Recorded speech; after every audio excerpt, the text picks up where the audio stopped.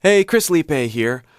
I've gotten a chance to do a lot of vocal recording myself lately, and I've also gotten many chances to help other students and vocalists work through their own vocal recordings, produce them through the process, coach them through the process.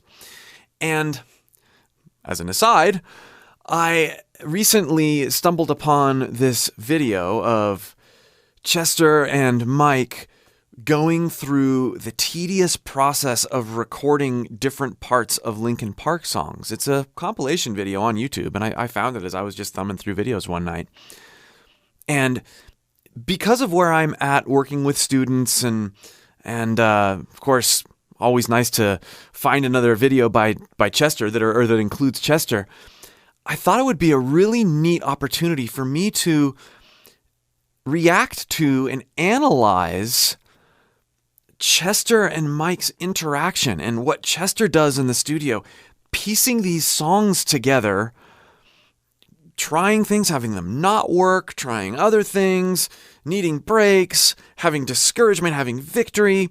There's all these things that happen in this video. Now, I'm surprised I hadn't seen this video until now. One of the main problems that people have when they're wanting to learn how to sing, but also when they're wanting to record their own voice, is they listen to studio recordings of guys like Chester or other vocal idols and go, man, these guys are so good and my recordings sound horrible.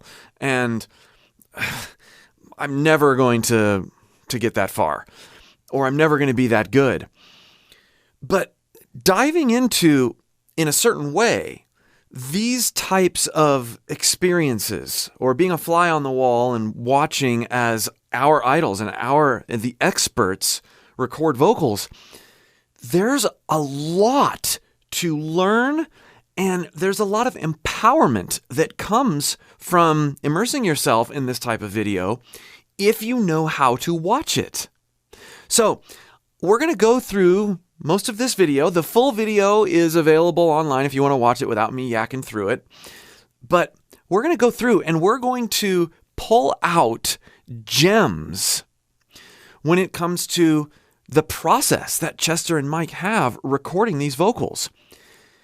And this process should encourage and empower you as a singer, as a recording vocalist. As you'll see as this video develops, it's not about knowing the song. It's not about singing well right away. It's about grinding and troubleshooting and coming up with something and failing and trying again and again and again and again and again. How much of us, and ask this question after you've gone through the video with me, how much of us, when we go into the studio to record, expect to go in and lay down some, I practiced, I've done this take, and I should be good, right? And then you go in and you're discouraged because you're not performing well in the studio. That's not how these guys do it at all. They don't go for a vocal take or a complete or perfect vocal take. They're in the minutia. They're composing, and there's ideas. There's all sorts of wonderful things going on. But it's the amalgamation of all these ideas and all these little steps and a lot of patience that gets the sounds that you and I know and love.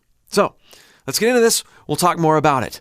If you'd like more help and more coaching with your own voice, click the link below and join my free voice course. That's the best place to start with me, and there's lots of ways we can work together from there, including me coaching you through your own recordings.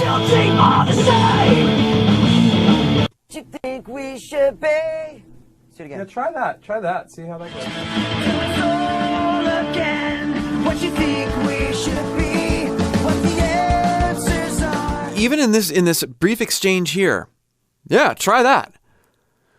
They're working out melodies. They're working out parts as they're making the recordings that you and I know and love. And this is the posture that the band and the collaborative attitude that the band has. It's not this way for every band, but it's like this way. It's this way a lot. And I've been in situations in Spencer Sotelo Periphery recording vocal sessions, in Veil of Maya recording sessions. This is what they do. This is very common. We need to adopt the same mentalities when we're writing, when we're performing in the studio. No! Yeah, there is a voice in there, sorry. Let's do another one. Transmissions echoing away, far from a world of you and I. Turn that up 3 more notches and just let's see what happens. When I close my eyes tonight to... Fuck. Another one. It should sound like Panic. So I love that there's this back and forth, Chester tries something and then try that one more time, amp it up a little bit, do this, do that. I love that he's got his lyric sheet there that are probably lyrics in process because this stuff is so fresh and new. Exciting, freeing to me. Let's do another one. Little less... Do you have water in here? Russ is gonna bring it up in 1 second. There he is. Could you give Chester a water, please? That would be fantastic. Do that thing you're doing there at the end. No! Do another one like that. Keep going. I don't think we've nailed it, but it's like, these are all good.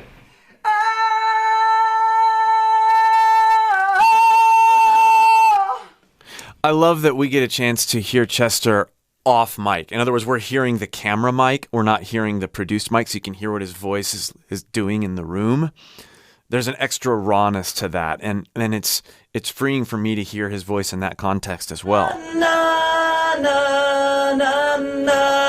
Between Mike and Chester, and how Mike being a primary writer and having these ideas and then passing what he has in his mind on to the angelic and devilish voice of Chester. It's a really, really cool collaborative relationship. And it's fun for me to see that happening as a vocalist producing myself. Sometimes I wish I had more of that.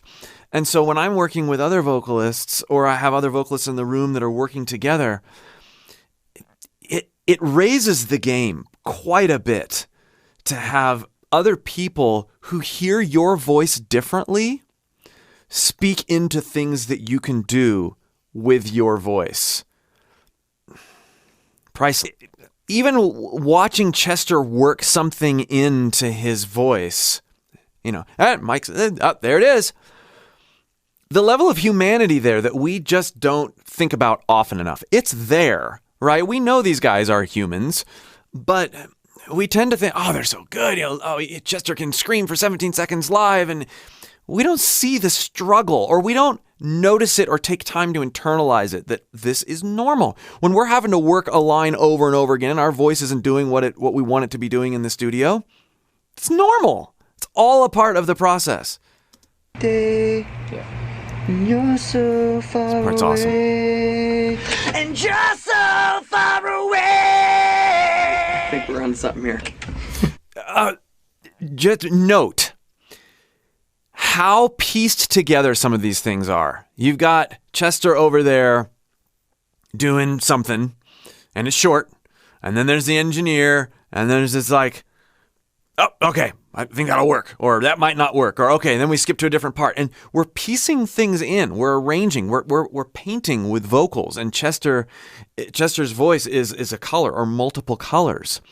This is not get in the booth and sing a song from start to finish, or hey, hit record, start singing the song. Okay, we'll punch here and here when you make a mistake. That's not how these songs are made, and that's not how most songs that are recorded these days are produced either. They are produced more like this: here, here, here, here, here.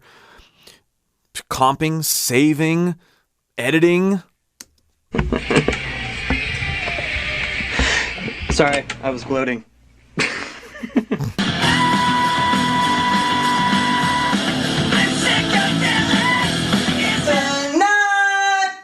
Whoa, is that right?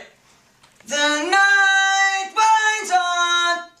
You want me to sing it that high? The night winds on. Waiting for the night, waiting for the light that never comes. The setting here, they're clearly in like a house with acoustic treatment on the walls and stuff like that. A nice desk over there, but it's home studio, and he's just out there doing it up. Like, how empowering is that? And asking questions and going back and forth and interacting in this hallway. It's like either hard or weird. Let me do it again. Get a little water. What's that? Get a little water. Love, it's lovely to see you. Can you hear yourself? Hello, love, it's lovely to see you. Hello, love, it's a lovely day. Oh.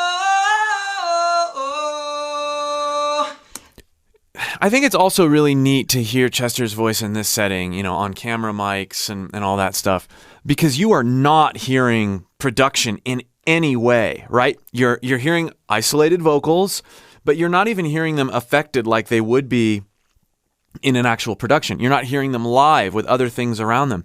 You're hearing the way his voice sounds in a room, in a house, singing. And it sounds great, but it also, all the, you know, if there's pitch correction or compression or doubling or delays or any of those things that we hear, even when we listen to produced isolated vocals from Linkin Park, all that stuff is stripped away and you really get a sense of his vocal timbre, which is really, really neat.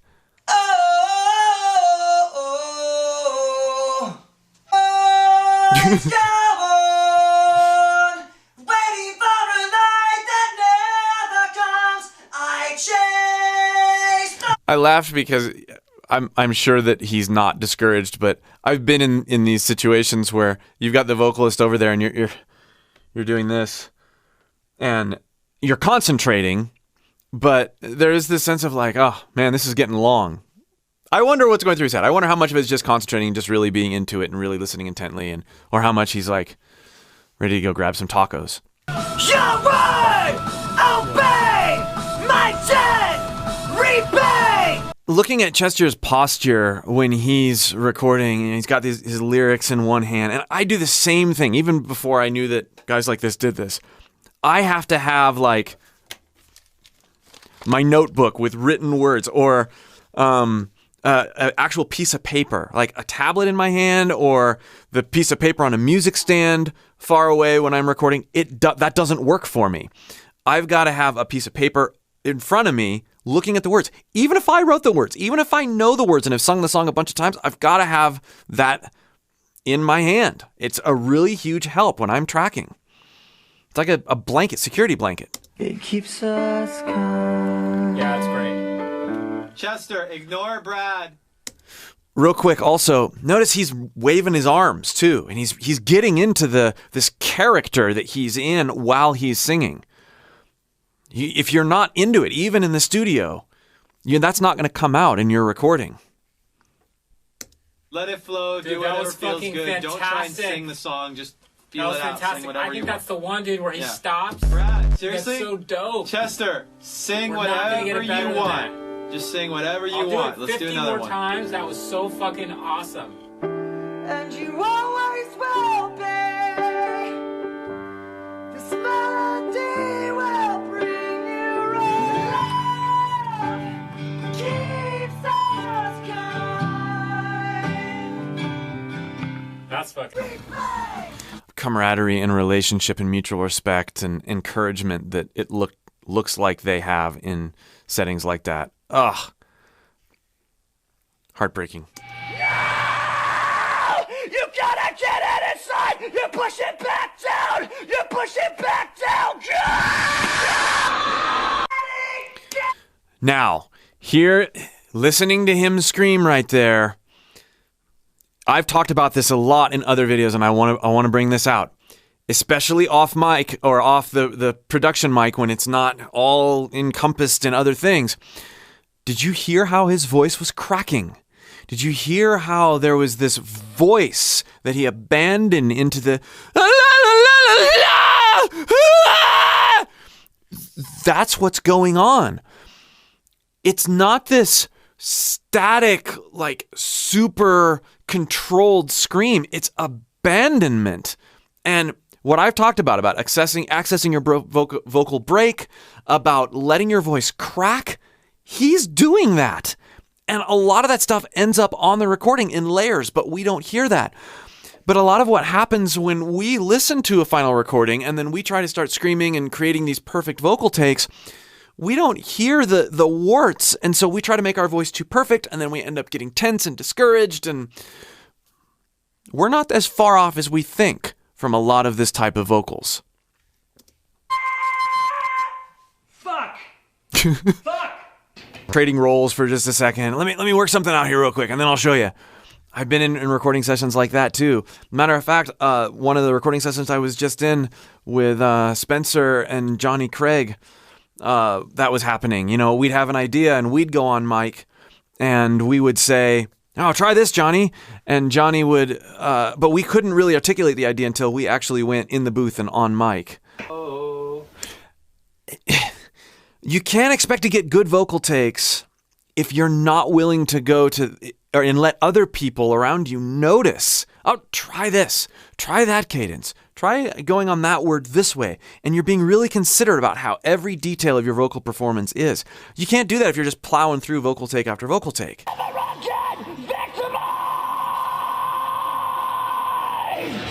Notice the pitch in his screams. Victimize! Victimize! This is not Fry screaming. This is not a voiceless scream. That's why Chester's screams are so juicy and textured.